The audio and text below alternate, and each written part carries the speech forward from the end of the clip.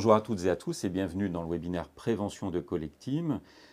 Aujourd'hui, nous sommes au deuxième volet d'un cycle de 4 entretiens sur la question de la qualité de vie et les conditions de travail. Le premier entretien était avec Evelyne Foucreau, qui est professeure des universités en psychologie sociale et du travail. Elle est également directrice d'une équipe de recherche qui s'appelle Calypsi. Elle a publié une centaine d'articles sur la qualité de vie et conditions de travail. Et donc, elle nous a parlé de la définition de la QVCT, la différence entre RPS et QVCT, et puis comment engager une démarche QVCT. Aujourd'hui, deuxième volet, on est avec Nicolas Scalaric, qui lui va nous parler de la question de la QVCT dans l'évaluation HAS. Troisième volet, ça sera avec Jonathan Loyard, qui est chef du projet qualité de vie au travail à la ville de Marseille et qui précédemment donc exerçait la même mission mais au ministère de la transition écologique. Et puis le quatrième volet, c'est avec le docteur Philippe Colomba, qui est professeur des universités en médecine et qui a été président de l'Observatoire national de l'acuité pour les professionnels de santé de 2018 à 2021, président de l'association également Aquavie, qui est l'association pour la qualité de vie des soignants. Et Philippe donc, nous parlera de la QVCT dans le secteur médical. Et aujourd'hui, donc deuxième volet, donc on accueille Nicolas Sclaric, qui lui a un parcours de travailleur social comme éducateur d'abord, chef de service dans la protection de l'enfance et puis responsable d'un CADA, d'un centre d'accueil pour demandeurs d'asile. Et aujourd'hui, il est chargé de mission qualité dans la politique de l'asile en région Bretagne pour un grand groupe du médico-social. Et puis, il est également évaluateur externe pour la HAS, et c'est pour ça qu'on le reçoit aujourd'hui. Et par ailleurs, il est titulaire du Master Management, Santé et Qualité de vie au travail de l'IAE Tours. Bonjour Nicolas. Bonjour Sébastien. Alors, en quoi consiste justement cette évaluation HAS ? Alors, pour resituer l'évaluation et l'évaluation HAS, elle s'inscrit d'abord, il y a eu d'autres évaluations avant. Les établissements sociaux et médico-sociaux avaient des évaluations souvent différentes qui étaient menées sur les recommandations de bonne pratique de l'ANESM avec une évaluation basée sur des indicateurs. À partir de 2018, une réflexion de la HAS qui a absorbé l'ANESM va vers des critères d'évaluation et avec l'ambition d'un référentiel unique qu'elle met en place en 2022, c'est-à-dire que les établissements sociaux et médico-sociaux, tout établissement confondu, vont être soumis à une évaluation unique basée sur un référentiel national.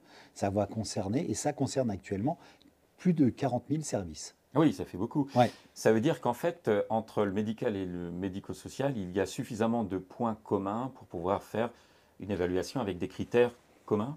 C'est l'ambition de la HAS. Alors, sans rentrer dans le détail, il y a en tout cas une volonté commune d'améliorer et d'accompagner la qualité du travail.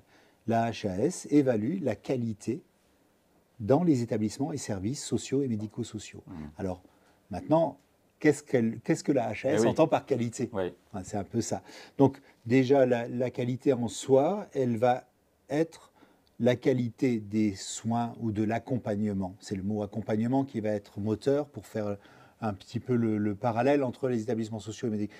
Voilà, un accompagnement de qualité. Qu'est-ce que c'est ? C'est les attentes ou les exigences de la personne qui est accompagnée, bénéficiaire, du patient, du résident, voilà. Et puis les exigences également que va avoir la HAS quant aux établissements qui accompagnent ces personnes. Et là, c'est ce qui va être l'objet de l'évaluation. Il faut aussi, et c'est important de le concevoir, que la HAS n'évalue pas la prestation. Elle ne va pas venir vérifier si le professionnel fait, entre guillemets, une prestation, sa prestation de qualité. Elle vient pas Parce qu'elle ne va pas voir si Sébastien fait bien son travail. Elle va vérifier, elle va évaluer si l'organisation, les conditions de travail, si la stratégie mise en place, si la démarche est une démarche de qualité. C'est-à-dire que l'organisation soit top pour un service top. Et comment va-t-elle le faire ? Elle va le faire avec, à partir de 9 thématiques qui vont couvrir l'évaluation, des thématiques qui vont bien concerner la bientraitance, l'éthique, l'accompagnement à l'autonomie, le respect des droits, la co-construction, la personnalisation du projet d'accompagnement, la fluidité des parcours, la politique ressources humaines, et ce qui nous intéresse aussi aujourd'hui, la démarche qualité, la gestion des risques. Alors pour cela, la HAS a prévu de mettre en place une évaluation basée sur trois évaluations en une. Trois critères. Non, pas critères. Trois domaines. Voilà, alors trois cibles. On va appeler ça des cibles. Il va y avoir pour l'évaluateur donc l'interview, l'échange autour de ces 9 thématiques là que je viens de parler avec le bénéficiaire qui est au centre du système. Donc, il va y avoir des questions sur l'éthique avec la personne qui est accompagnée. Il va y avoir des questions sur ses droits, autour d'un échange basé sur une interview. Il va y avoir les mêmes thématiques qui vont être, alors là, avec les professionnels, on va interroger le cœur de métier sur les mêmes thématiques avec d'autres critères. Et enfin, comment la gouvernance d'une troisième cible va elle-même répondre à ces exigences concernant ces 9 thématiques. Tout cela avec 147 critères. Ah oui. 147 critères. Ces 147 critères, donc on a bien 9 thématiques communes, ensuite vont être croisées, les réponses vont être croisées, les réponses vont correspondre à une évaluation, c'est-à-dire évaluer de 1 à 4, voire plus. On va croiser les résultats et comme cela faire une photo. Après, je ne vais pas rentrer, on pourra peut-être en reparler tout à l'heure, pour rentrer plus dans les détails. Va se dessiner une photo du service, là où il en est. Je dis bien photo, parce que ce que la HAS ne veut pas, c'est qu'il y ait à ce moment-là un jugement. Comme on le disait tout à l'heure, c'est-à-dire vous faites bien ou pas bien. Non, c'est pas ça, c'est une photo. Le service en est là. Et donc tous les 5 ans, et voilà les exigences attendues, où vous en êtes et vers quoi vous devez travailler, vers quoi vous devez aller pour un accompagnement de qualité. Et c'est ça, évaluer la qualité. Donc c'est de l'amélioration continue, c'est pas une sanction qui vient dire c'est bien, c'est pas bien, c'est juste ça. Alors l'enjeu, l'objectif premier de la HAS, c'est de valoriser les démarches mises en œuvre par les établissements pour améliorer la qualité de l'accompagnement. Valoriser les démarches. Donc ce n'est pas répondre à... Voilà, ça doit être... Il n'y a pas de mode d'emploi, mais c'est une démarche dans le sens dynamique, de valoriser une dynamique pour améliorer la qualité dans l'accompagnement. C'est là où se situe Là, on a juste dégrossi ce que c'était.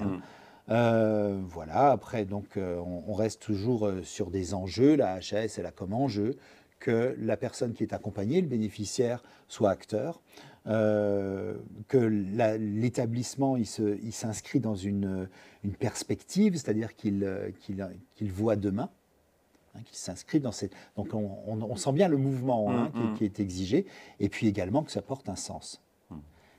Voilà. Donc là, on est un peu dans l'entonnoir. Aujourd'hui, vous m'avez demandé un témoignage, un petit témoignage quant à la qualité de vie au travail. Oui.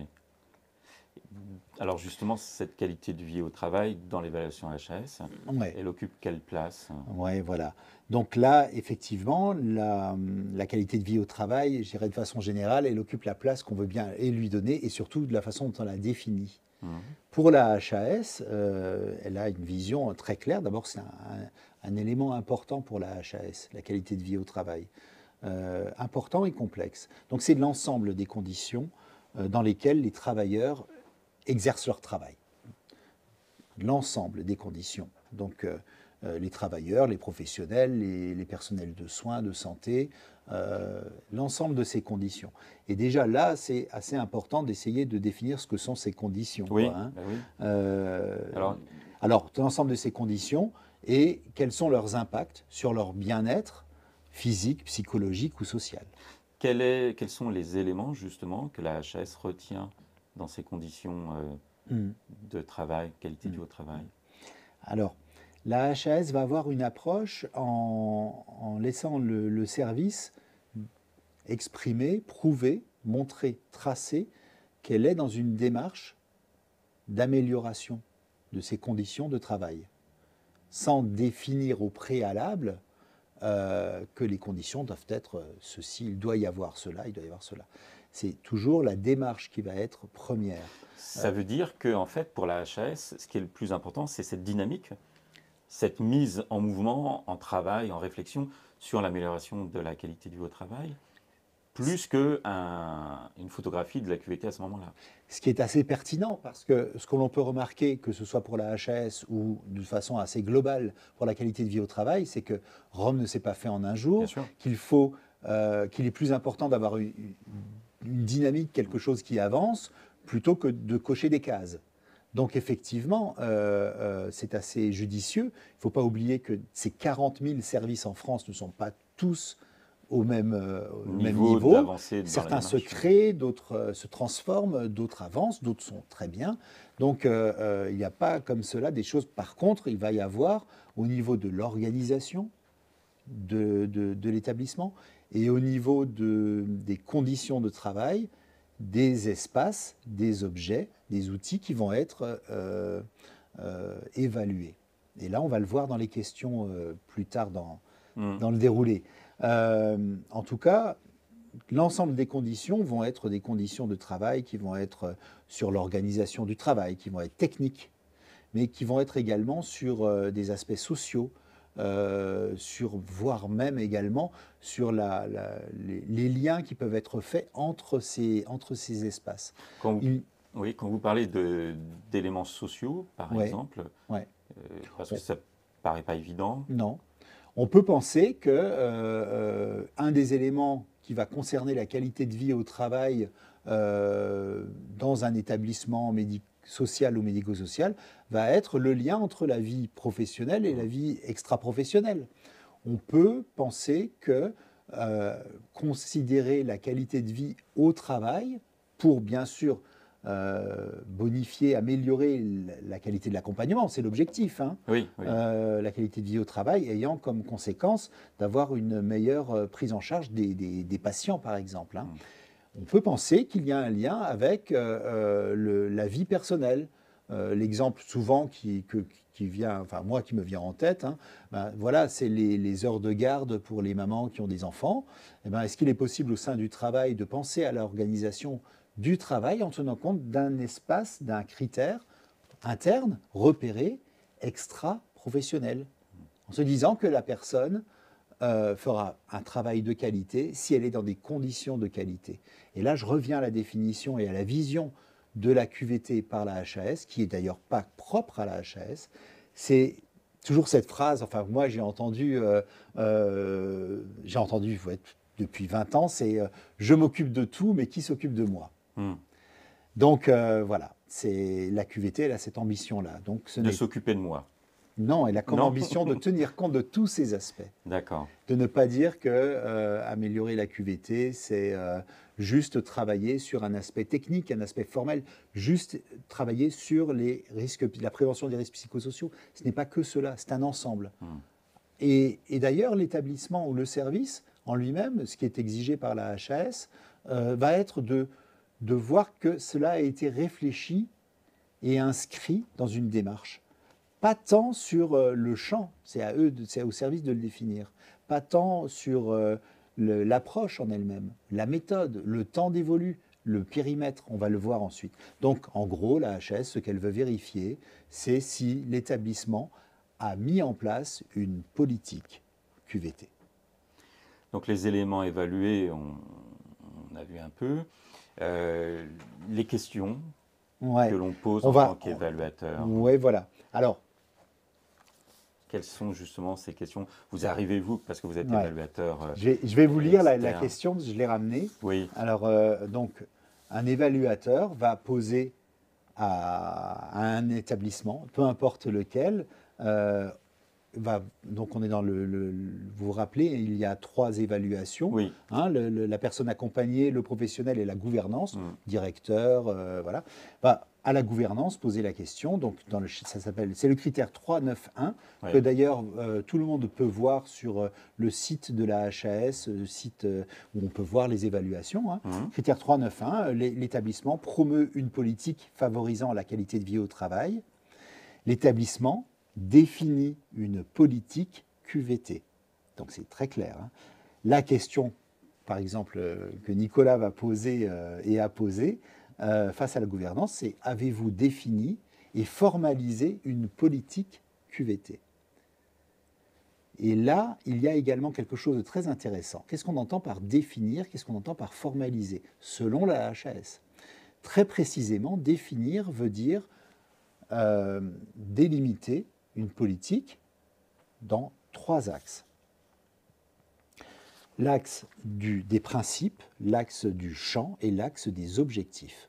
Les principes, donc la définition va être de définir des principes, c'est-à-dire un établissement va devoir définir une ambition, une priorité, un projet qui combine ce que je disais tout à l'heure, des aspects techniques, organisationnels, mais également un projet, ça peut être un projet social, un projet de prévention. Tout cela doit être en tout cas défini, c'est-à-dire réfléchi.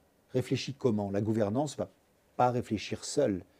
Hein, on est dans de la QVT, donc quelque chose de participatif. Oui, ça paraît essentiel. Et oui, oui. Et bien sûr, on pense espace de discussion, oui. Espace d'échange. Hein. On en reviendra, oui. On reviendra là-dessus tout à l'heure. Donc voilà, il faut définir ses principes, ses ambitions. Il faut aussi les définir pour savoir qu'on va travailler là-dessus concrètement. On ne va pas définir plein de choses. Hein. À nouveau, pour aller au premier étage, il n'y a pas qu'une seule marche. Donc, on va travailler sur un champ. Voilà, on va se dire, bon, bah, par exemple, on veut travailler sur un champ d'action lié au travail. Nous souhaiterions, on a comme cela, alors, je ne vais pas rentrer dans toute la démarche d'une politique QVT, ce n'est pas l'objet, mais imaginez qu'il va falloir en tout cas faire une sorte d'état des lieux avec l'ensemble des professionnels sur ce sur quoi nous allons agir concrètement au sein d'une politique. Et ça, c'est spécifique à l'établissement. Spécifique, tout à fait. La HAS n'attend pas quelque chose de standardisé. Absolument pas. Et au contraire, je dirais que l'établissement a tout à gagner à se singulariser dans quelque chose qui lui ressemble là où l'établissement en est. En tant qu'évaluateur, il va être pertinent et de se rendre compte que l'établissement a réfléchi, donc ça demande tout un travail passionnant. Avec quels critères on réfléchit, comment on va vers les professionnels et sur quoi on va leur demander de s'exprimer.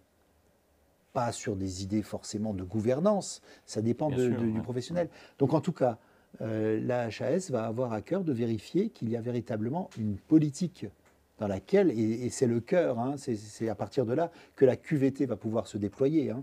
C'est toujours poser les bonnes questions. Ce n'est pas tant les actions que surtout l'importance de la question. Hein. Et là-dedans, ben, ça peut être par exemple un établissement qui, après avoir comme cela audité en interne, enfin en tout cas vérifié, se dit, nous on aimerait avoir plus de cohésion sociale. Voilà. Voilà, c'est notre... c'est cohérent. C'est le mot est important.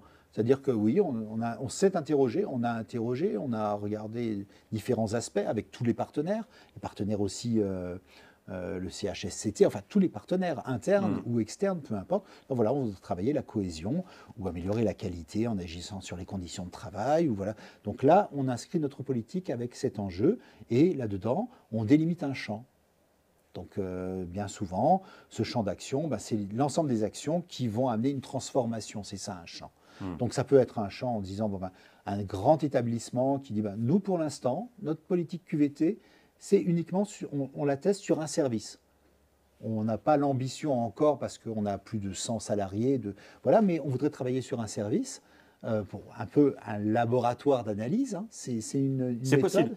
Ça veut dire que lors de l'évaluation, l'établissement n'est pas obligé d'avoir une politique de la qualité de vie au travail déployée sur l'ensemble des services, mais ils peuvent être dans la démarche d'appliquer un projet sur un service, et puis l'étape d'après, ça sera de le généraliser sur l'ensemble.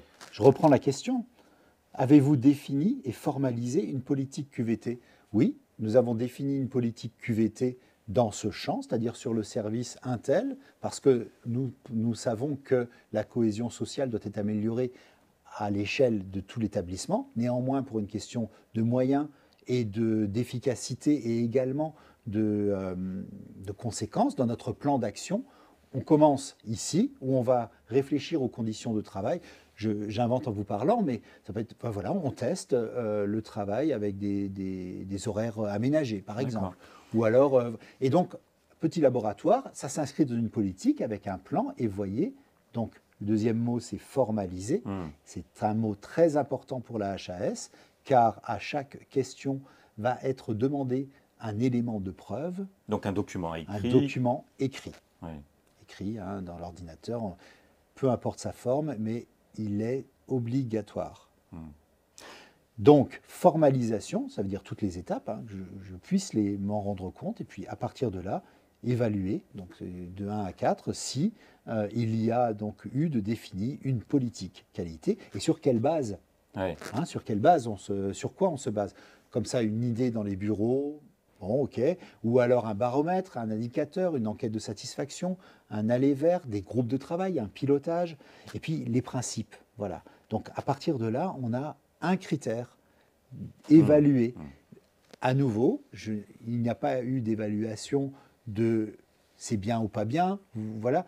Est-ce que quelque chose est en marche? Mais par exemple, ça pourrait être, bon, d'accord, vous avez réfléchi avec un groupe de pilotage uniquement composé, bon, j'exagère, de la gouvernance et tout cela, ok. Est-ce que vous avez également pensé à analyser votre réflexion, à intenter, pour revenir dessus, pour la critiquer, vous voyez? En gros, ce qu'il faut, c'est qu'on ressente une démarche, quelque chose de vivant, et puis qui est voué à également être pérenne. Et ça, c'est important. C'est-à-dire que la HAS demande à l'évaluateur l'élément de preuve qui prouve que cette politique est en place et la date à laquelle elle a été revue, parce qu'elle ne doit pas dater d'il y a 10 ans. Oui, c'est pas du bachotage. Non, et il n'y a plus personne qui est là dans le groupe de pilotage parce qu'il y a eu plein d'évolutions. Non, on est, et quand est la prochaine date? Donc ça doit s'inscrire. Donc c'est intéressant dans le sens où, je reviens un peu à la définition dont je vous faisais part tout à l'heure, nous sommes sur une photo. Ce jour-là, le tel jour, vous en étiez là. Mais c'est une photo non pas d'un objet fini, c'est-à-dire d'une démarche qualité de vie au travail qui serait comme un produit terminé, mais de quelque chose qui se construit au fur et à mesure, durant toute la vie de l'établissement. Je parle bien sur la QVT, oui, parce qu'il y a 9 thématiques, 147 critères, il y a d'autres éléments qui sont, je fais une petite digression, mais très pertinente, il y a d'autres éléments qui doivent être présents.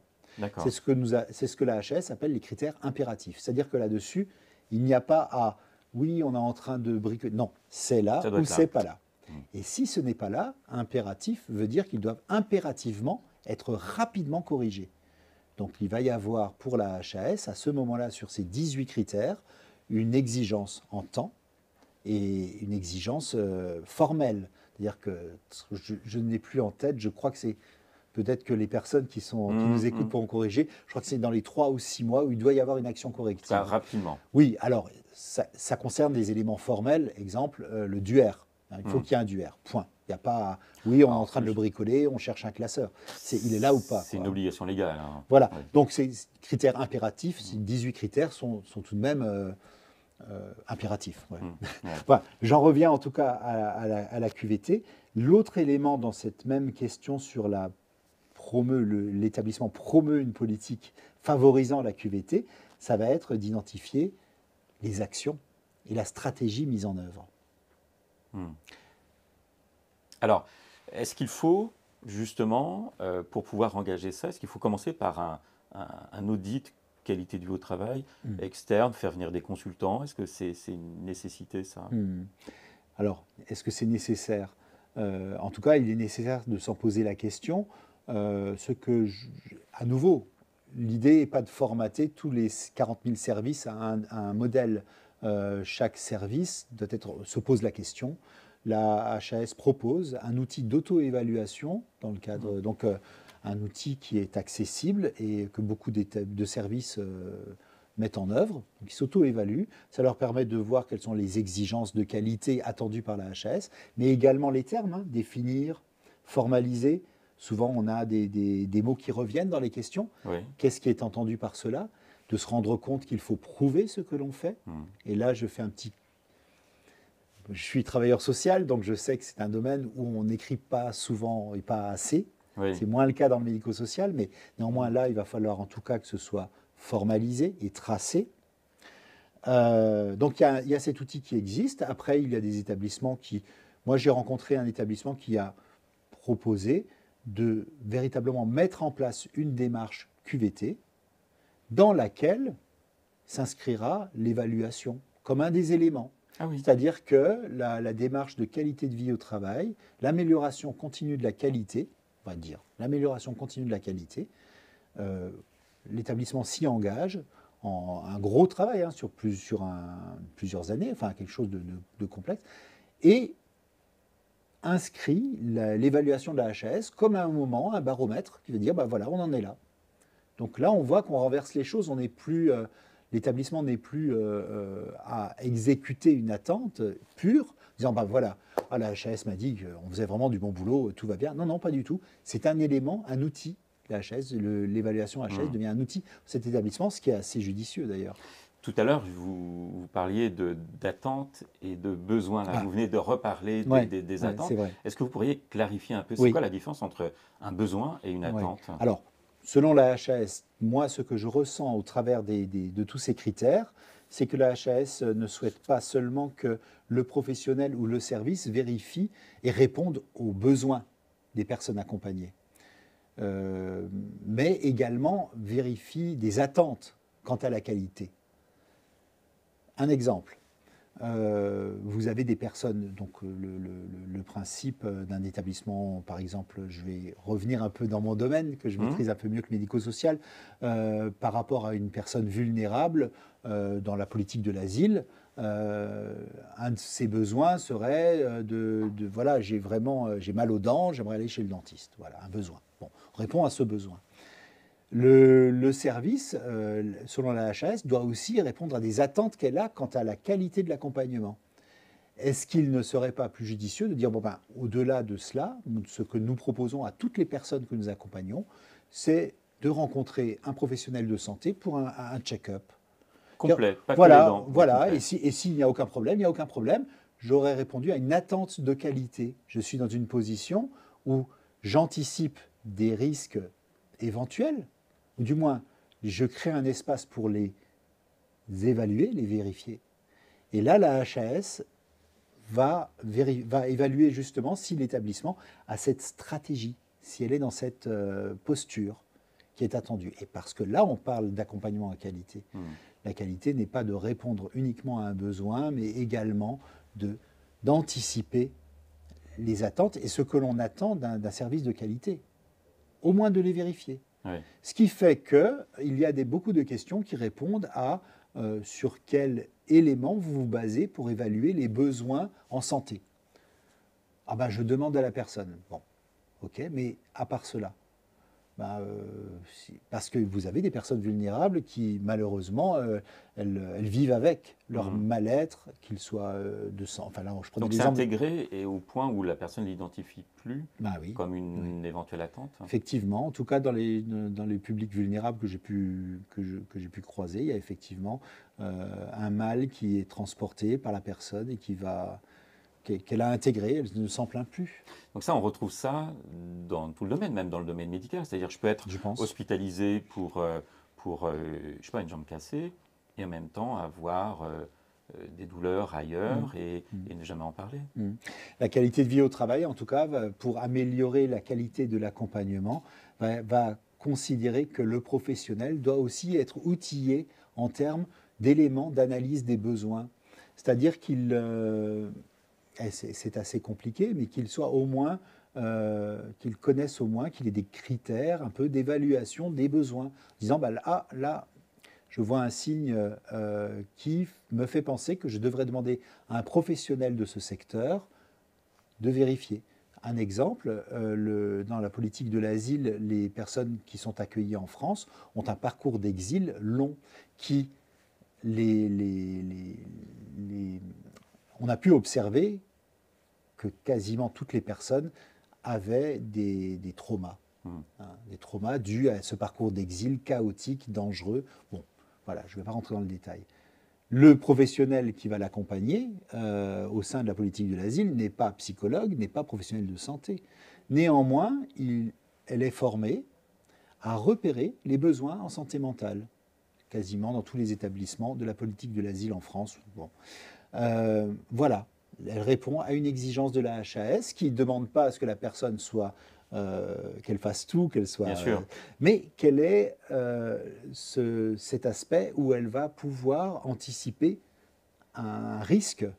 Et là, on est dans une qualité de l'accompagnement. On rejoint la QVT parce qu'on a outillé le professionnel. À nouveau, Si vous voulez un accompagnement de qualité pour la personne accompagnée, il faut que le professionnel qui accompagne cette personne soit lui-même dans des conditions de travail de qualité. Et donc les conditions de travail de qualité comprennent aussi les compétences Ouais, des salariés, en fait. Pas simplement l'environnement de travail, aussi les compétences voilà, qu'on leur donne pour pouvoir exercer leur travail.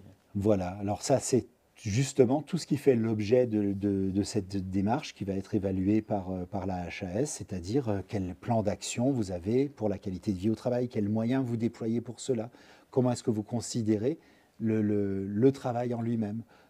Et les espaces de discussion vont Et aller dans justement, ce sens-là. tout à l'heure, vous l'avez abordé, cette notion d'espace de discussion.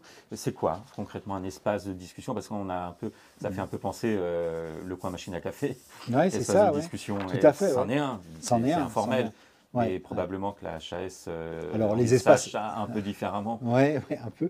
En tout cas, l'espace de discussion, bon, euh, je vais rester modeste parce que vous accueillez vendredi quelqu'un qui en a fait un point d'orgue dans toute sa carrière et ce sera vraiment Ouais, intéressant de le suivre. docteur Philippe Colomba, Ouais, oui. ouais, ouais. Mais aujourd'hui, là, dans Alors, cette l'espace de, évaluation HAS, ouais, dans l'évaluation HAS, il va y avoir une question concernant les espaces de discussion et les espaces de soutien psychologique.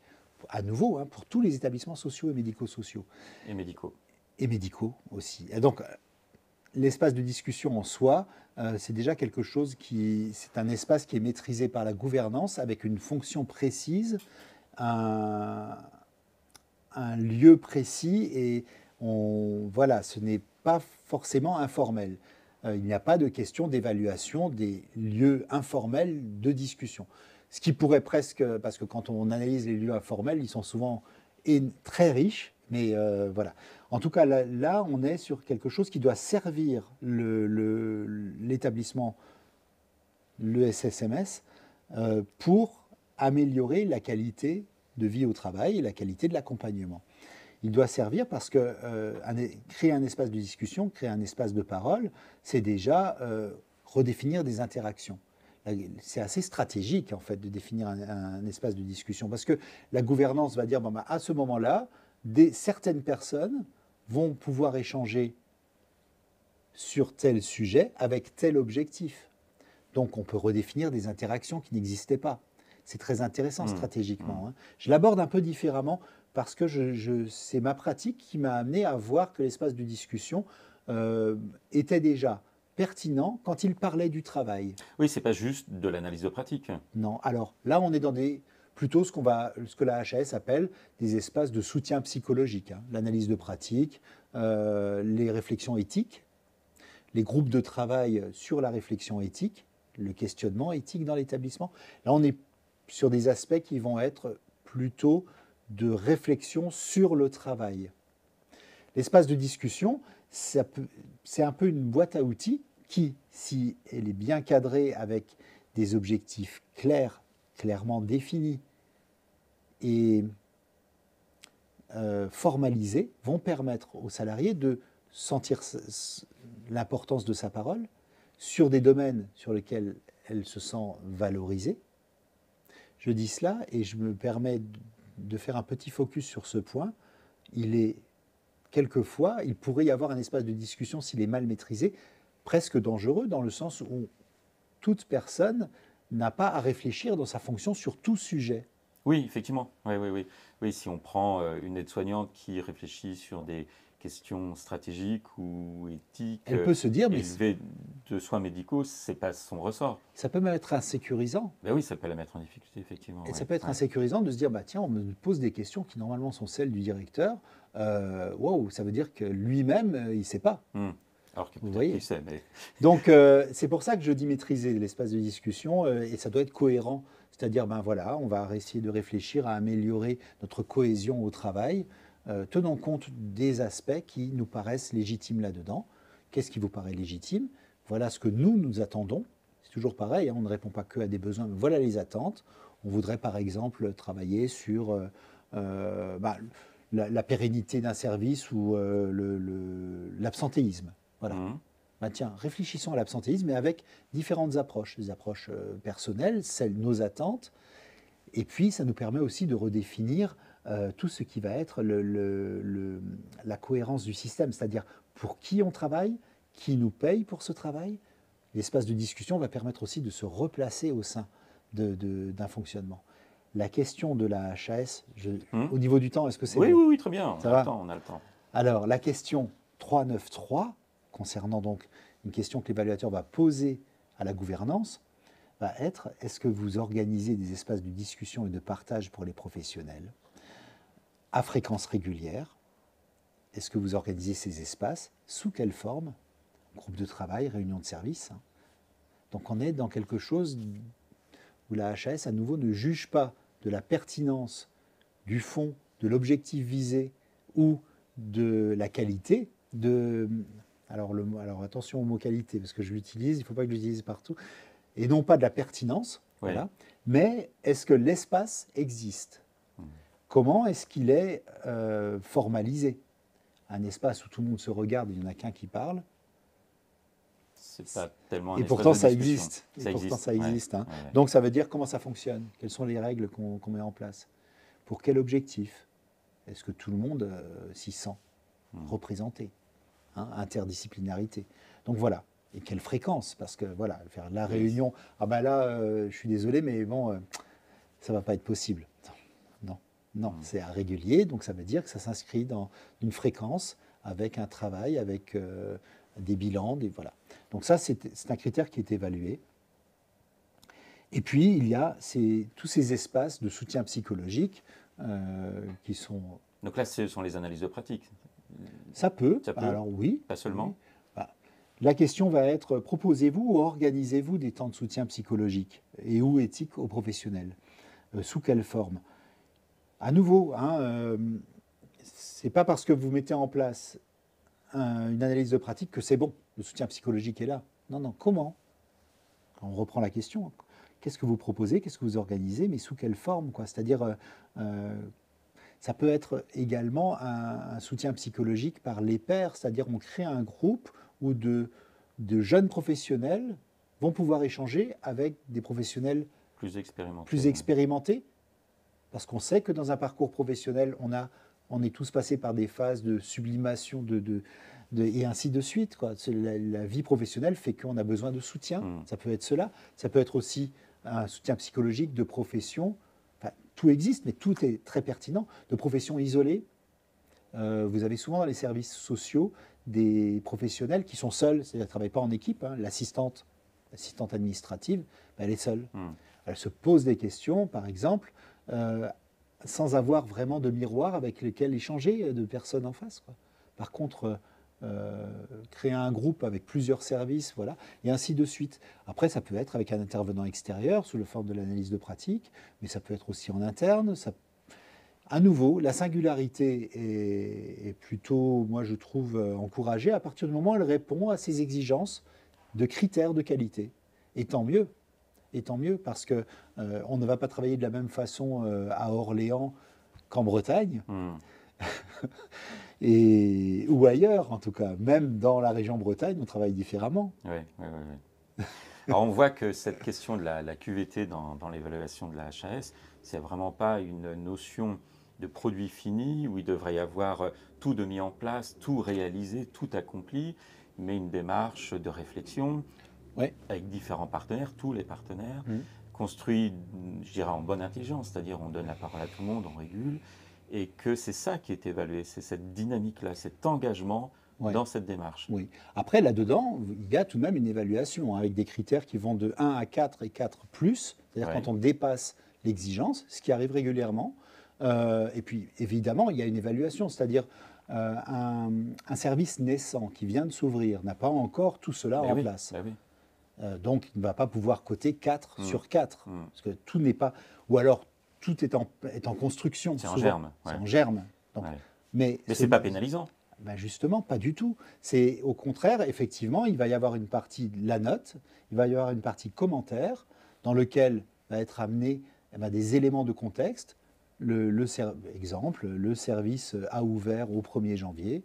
Au 31 mars, un premier groupe de travail ou un groupe de pilotage sur la question de la qualité de vie au travail est en place. voilà, je cote 2 sur 4, parce qu'il n'est pas là, hein. L'espace n'est pas là, 2 sur 4. Et puis, vous avez un rapport qui accompagne cela, où là-dedans sera repris le fait que, bon, oui, effectivement, le critère n'est pas atteint, la note est moyenne. Néanmoins, tenant compte du contexte, la HAS fait cette photo à ce moment-là, et puis il y a 5 ans devant.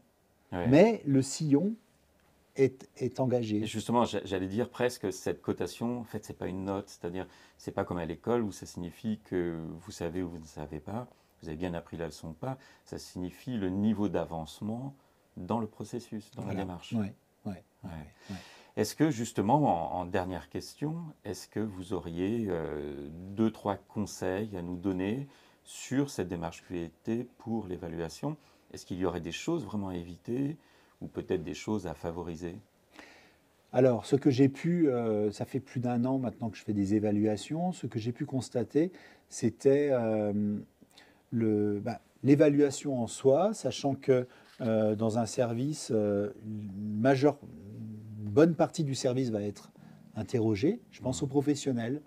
Cela génère une certaine anxiété, un stress, parce que vous avez un évaluateur qui représente la haute autorité de santé à ce moment-là, qui va porter une évaluation sur l'ensemble d'un service, et cette évaluation, il va se baser sur un discours.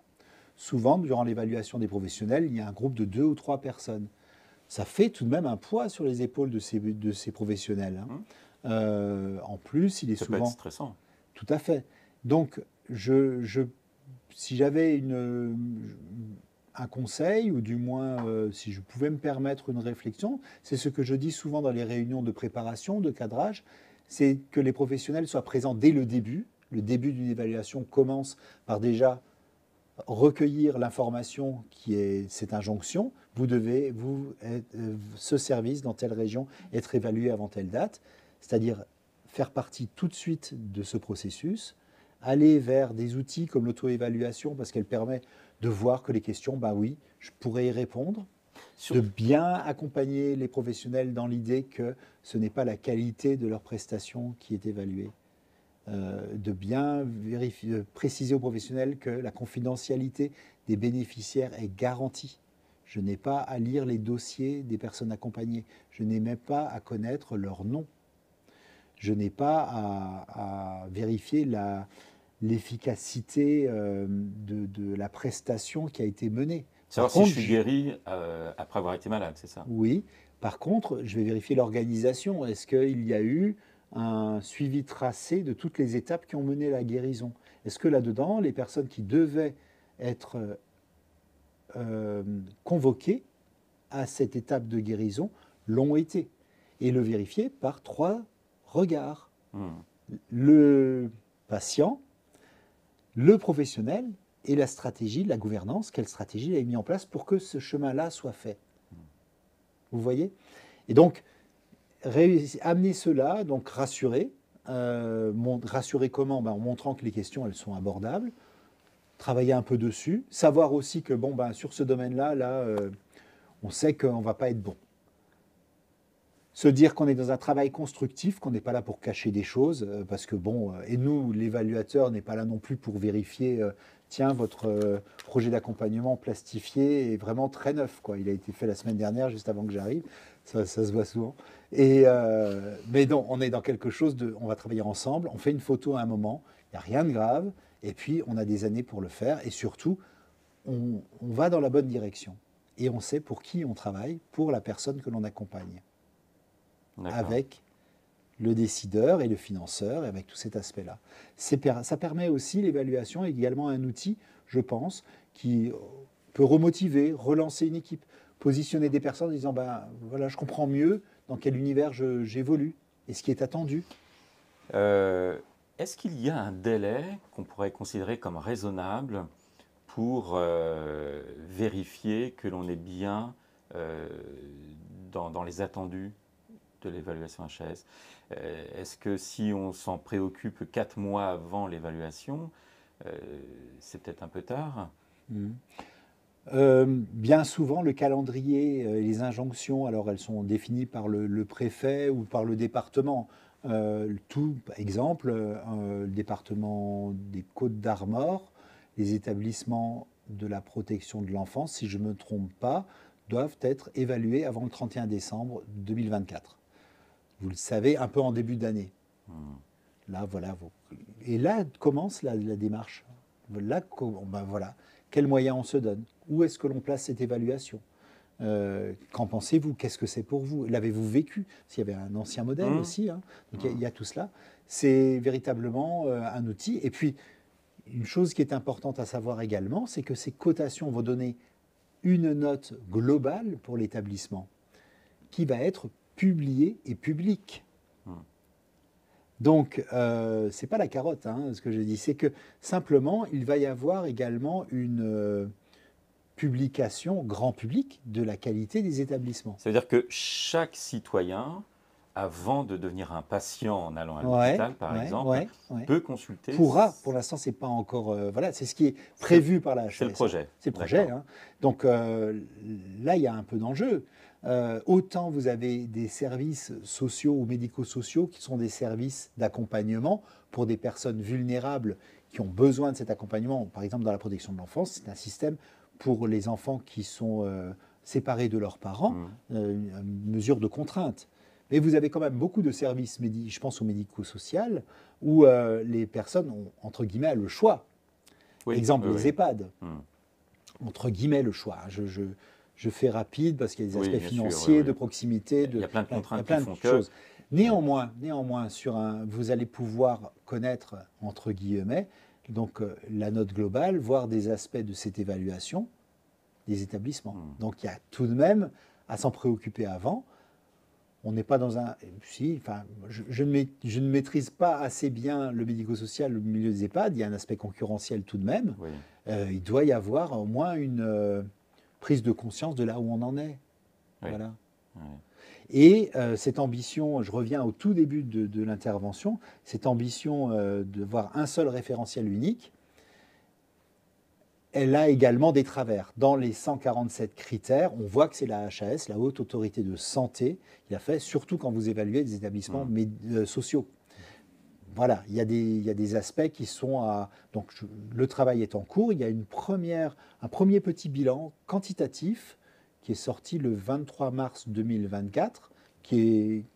Disponible. Oui, on peut consulter sur le site de la HAS, qui donne déjà des premiers résultats des 3000 premières évaluations qui ont été faites. Il y aura certainement des avancées, des améliorations. On est sur également un modèle évolutif et constructif, comme ce qui est demandé dans la prestation, quoi. Donc voilà. Je ne sais pas si j'ai encore une petite... Allez-y, encore quelques minutes. Pas plus. Alors simplement pour vous dire que je ne suis pas... comme vous m'avez présenté au début, moi je ne travaille pas, je ne suis pas salarié de la HAS, pas du tout. Je suis vraiment un professionnel de terrain et je veux dire par là que dans mon témoignage, c'est que j'ai trouvé pertinent. Je l'ai fait parce que j'étais intéressé par cette évaluation, pour l'avoir aussi, avoir eu des évaluations externes dans mon établissement et pour avoir participé aux évaluations internes. Avant, on faisait une évaluation interne qui est aujourd'hui l'auto-évaluation. J'ai voulu m'y intéresser de plus près. Et après une année, j'en retiens quand même des aspects plus positifs que négatifs, dans le sens où les outils sont pertinents, peut-être pas affinés, peut-être pas assez. Quelquefois, il y a des domaines que l'on aimerait plus évaluer et d'autres qui sont très évalués. Et voilà, mais c'est tout cet enjeu, cette ambition quand même folle de dire on va poser la même question sur la QVT dans un EHPAD et dans un service de milieu ouvert dans la protection de l'enfance. C'est des domaines. Et en hôpital, enfin, c'est quand même complètement différent. Donc, ce n'est pas le juste milieu non plus. Moi, je trouve ça assez intéressant. Très bien, merci beaucoup Nicolas. Merci. Merci à vous. Et on se retrouve pour les questions.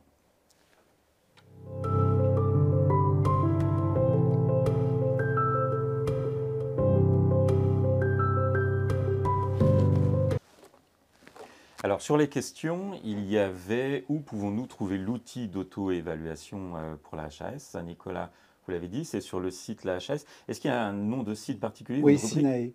Donc la plateforme support de la HAS qui va vous permettre de vous inscrire pour une auto-évaluation s'appelle Synae, S-Y-N-A-E. Vous avez également un outil très important sur le site de la HAS qui s'appelle le référentiel unique. Je n'ai pas la référence ici, mais c'est assez important. Il y a plusieurs outils. Oui. Référentiel unique de l'évaluation nationale et le manuel d'évaluation. C'est des outils qui sont téléchargeables en libre accès, qui reprennent et qui reprennent beaucoup mieux, qui précisent en tout cas toutes les attendus concernant l'évaluation. D'accord. Lydie demande si un replay sera disponible. Bien sûr, il sera sur la chaîne YouTube de Collecteam et vous pourrez effectivement le réutiliser auprès des équipes pour pouvoir les former ou les informer sur cette question précise. Moi, j'avais une question, Sébastien. Oui. Est-ce qu'il est possible, si quelqu'un a une question et vous souhaite vous contacter? Oui, voilà. Oui, bien sûr. On va relayer. En tout cas, moi, il n'y a pas de problème. Il ne faut pas hésiter. Merci beaucoup.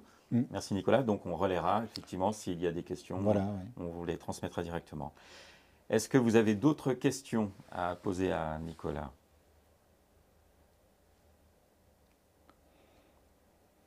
Pas d'autres questions? Écoutez, je vous remercie beaucoup pour votre attention et avoir suivi cet entretien. Merci, oui. Avec Nicolas Salaric, donc, qui est évaluateur pour la HAS. Merci. Merci.